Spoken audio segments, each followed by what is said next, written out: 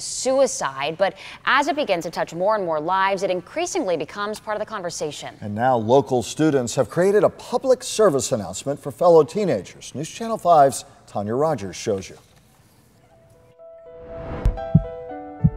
A teenage girl torn between her thoughts of suicide and the time she spends with friends. This public service announcement inspired by 17-year-old Hayden Hill. Doing this, I run into a lot of people who have very similar issues, and over the past 3 years, I think it's become very apparent to me how relevant this issue is. Sophomore Vincent Amadeus calls his PSA about teenage suicide fallen. Stop, dude, just wait. Stay in the car. Text 211. Do something. Just stay in the car. Obviously, this is a subject needed to be touched on by teens themselves. These students want struggling teenagers to know there is always help available.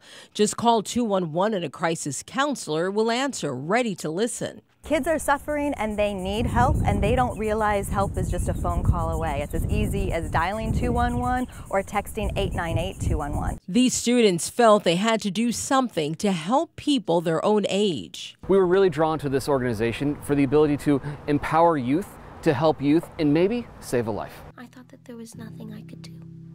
I didn't think that anyone cared for me.